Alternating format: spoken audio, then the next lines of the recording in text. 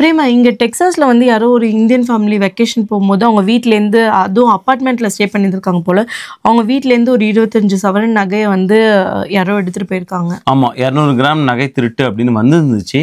அதாவது WhatsApp and ஃபேஸ்புக்கில் தான் இதை பற்றி நிறைய புகைப்படங்களோட பகிரப்பட்ட ஒரு செய்தியாக இருந்துச்சு. இதை பற்றியான மெயின் ஸ்ட்ரீமில் எந்த ஒரு கவரேஜும் என்னால் பார்க்க முடியல. சப்போஸ் உங்களுக்கு தெரிஞ்சுதான் வந்து லிங்க் கொடுங்க.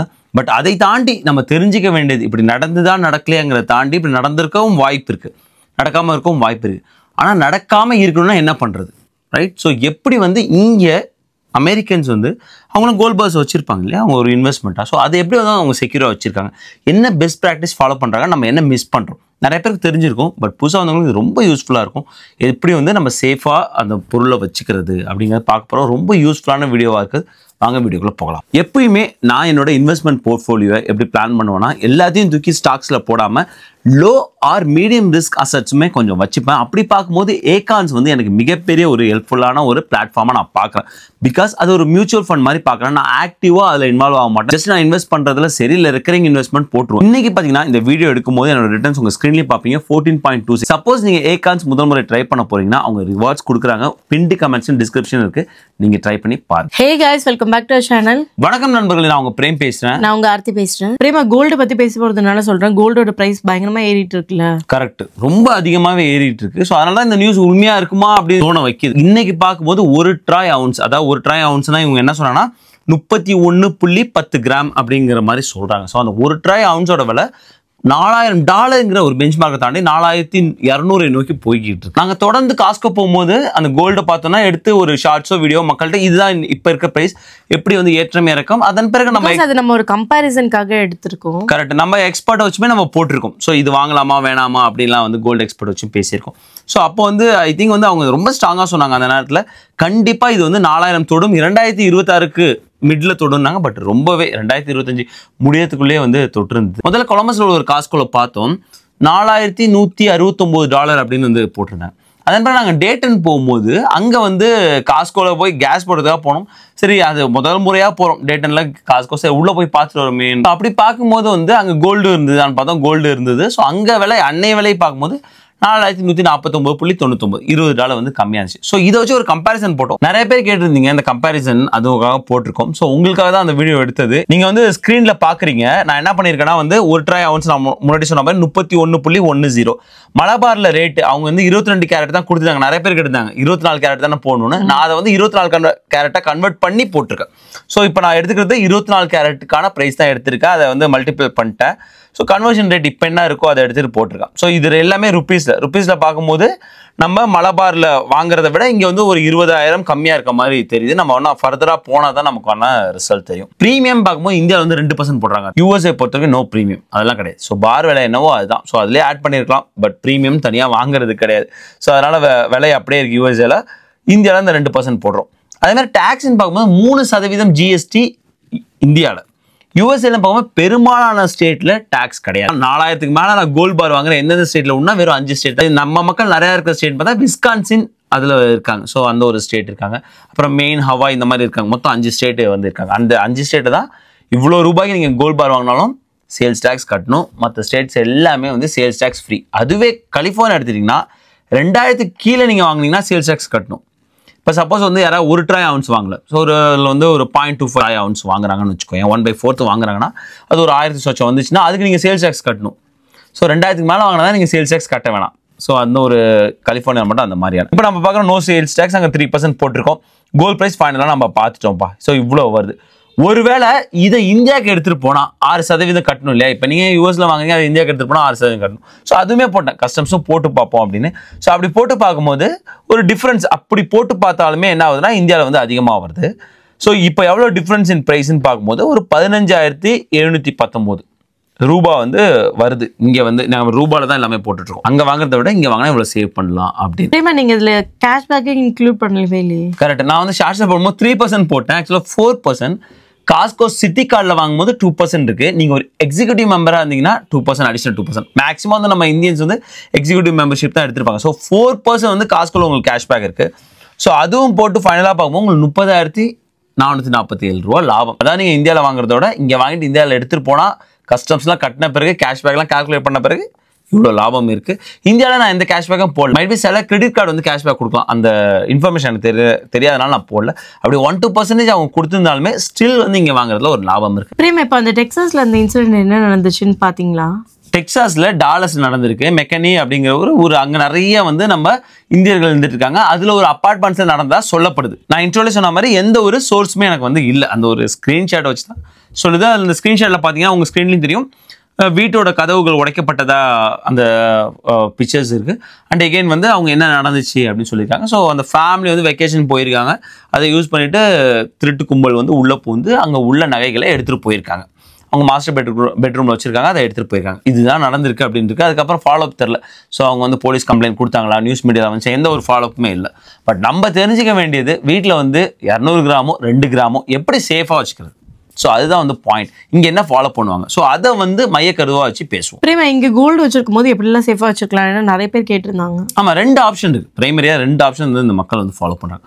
முதல் ஆப்ஷன், நம்ம ஊரில் நம்ம ஆதி காலத்தில் நம்ம பாட்டிலாம் யூஸ் பண்ண ஒரு விஷயம் தான் லாக்கரா. கரெக்ட், இரும்பு பொட்டி. ஸோ இரும்பு பொட்டியில் வச்சு பூட்டி போடுறது. நர்மதேசம்லாம் பார்த்துருக்கியா, அந்த கிழவி ஒன்று இருக்குமே, பேய் கிழவி, அது பெரிய இரும்பு பொட்டியில் அவ்வளோ நகை வச்சிருக்கும். இந்த மாதிரி இரும்பு பொட்டி நம்ம வீட்டில் வந்து ஃபாலோ பண்ணுவோம். ஸோ அதில் வந்து சேஃபாக இருக்கும் அப்படின்னு. அது ஏன்னா இரும்பு பொட்டியை அவ்வளோ சீக்கிரம் நகர்த்த முடியாது. ஒரு திருடன் உள்ளே வந்தாலும் அந்த பொட்டியை தூக்கிட்டு போக முடியாது. அந்த பொட்டியை பெரிய பூட்டு போட்டு பூட்டியிருப்பாங்க. அதை உடைக்கணும்னா அந்த சவுண்டு கேட்டு வீட்டில் உள்ளவங்க எழுந்துருவாங்க. அதனால இரும்பு பொட்டியில் வைக்கிறது ஒரு சேஃப் அப்படின்னு. அதே மாதிரி கொஞ்சம் இங்கே வந்து மாடர்னாக எடுத்துகிட்டு வந்துட்டா அதே மாதிரி ஒரு சேஃபாக லாக்கர் வச்சிருக்காங்க. அது வந்து ரொம்ப கனமாக இருக்கும். அந்த நம்பர் லாக் இருக்கும். ஸோ ஈஸியாக வந்து நீ பிரேக் பண்ண முடியாது, ட்ரில் பண்ண முடியாது. ஃபயர் வீட்டில் வந்து ஒரு தீ ஏற்பட்டாலுமே அது ஃபயரில் வந்து கருகாது. ஃப்ளட் வந்தாலுமே பிரச்சனை இருக்காது. இந்த மாதிரியான ஒரு ரொம்ப ஃபயர் ப்ரூஃப், வாட்டர் ப்ரூஃப், இந்த மாதிரியான ஒரு லாக்கர் வந்து யூஸ் பண்ணுவாங்க கீபேடோட. அது வந்து சைஸுக்கு தகுந்த மாதிரி அது காசு இருக்குது. உங்கள் ஸ்க்ரீன்லேயும் காட்டுறேன், லிங்க்கும் கொடுக்குறேன், அமேசான்லேயே கிடைக்குது. ஸோ அந்த மாதிரி ஒன்று நீங்கள் வாங்கி வச்சுக்கலாம்.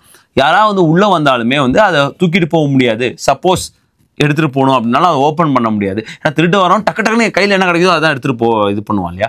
ஸோ ஆறாம உட்காந்து அதை உடச்சிக்கலாம் இருக்க மாட்டோம். அதனால வந்து அந்த ஒரு சேஃபை வந்து யூஸ் பண்ணுவாங்க. ஸ்டில் அந்த அலாரம்லாம் எதுவும் அடிக்காதுல்ல. கரெக்ட். சப்போஸ் அது ரொம்ப முக்கியம். நீங்கள் வந்து நகை வச்சிருக்கீங்களோ இல்லையோ, வீடை சேஃபாக வச்சுக்கிறதுக்கு வீடை சுற்றி வந்து நீங்கள் வந்து செக்யூரிட்டியை வந்து மேக் ஷூர் பண்ணது ரொம்ப முக்கியம். நீங்கள் அப்பார்ட்மெண்ட்ல இருந்தால் கூட அதை பண்ணிடுங்க. கதவை திறக்கும் போதே அங்கே வந்து கண்டிப்பாக வந்து கதவை ஓப்பன் ஆகிருந்தால் அதுக்கு ஒரு செக்யூரிட்டி அலாரம் வச்சுக்கணும். வீட்டில் இல்லாதப்ப அந்த ஓப்பன் ஆகிடுச்சுன்னா அந்த அலாரம் அடிக்கிற மாதிரி இதெல்லாமே வந்துடுச்சு. இப்போ எல்லார் வீட்லையுமே அதெல்லாம் இருக்குது மேக்ஸிமம்.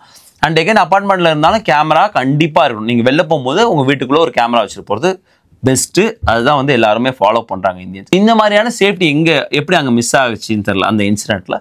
பட் இதெல்லாம் வச்சுக்கணும். நீங்கள் என்ன தான் சேஃப் வச்சுருந்தாலும் வீடை சுற்றியுமே வந்து கேமரா, நீங்கள் வந்து அப்பார்ட்மெண்ட்ஸ் இருந்தாலும் அப்பார்ட்மெண்ட்குள்ளே கேமரா. அண்ட் எகைன் வந்து இந்த மாதிரி நிறைய சென்சார் இருக்குது. நீங்கள் வந்து டோர்லேயே செட் பண்ணலாம். டோர் ஓப்பன் ஆகிடுச்சு அந்த சென்சாருக்கு தெரிஞ்சு அலாரம் அடிக்க ஆரம்பிச்சிடும். ஸோ இந்த மாதிரிலாம் நிறைய இருக்குது. ரிங்லேயே இருக்குது. இன்னும் நிறைய வந்து ப்ரொவைடர்ஸ் இருக்காங்க, அந்த லிங்க்கும் கொடுக்கணும். ஸோ இதெல்லாம் கண்டிப்பாக பேசிக் இருக்க வேண்டியது. இது ரெண்டுமே இருந்தாலுமே வந்து ஒரு அளவுக்கு வந்து சேஃபாக இருக்கும்னு நான் நினைக்கிறேன். பிரேமா, அப்படியுமே வந்து அலாரம் மாதிரி அடிச்சுட்டு போட்டுன்னு தூக்கணும்னு யோசிச்சிட்டாங்கன்னா அதையுமே பயந்துட்டு இருந்தால் இன்னொரு ஆப்ஷன் இருக்குது. நகையை வந்து வீட்டில் வைக்காமல் சேஃபாக நம்மள எப்படி பேங்க் லாக்கர் இருக்குது, அதே மாதிரி இங்கேயுமே வந்து எல்லா பேங்க்லையுமே லாக்கர் ப்ரொவைட் பண்ணுறாங்க. பேங்க் லாக்கரில் வச்சுருது இன்னொரு ஆப்ஷன். பேங்க் லாக்கர் எப்படி இங்கே ஆப் பண்ணுறது?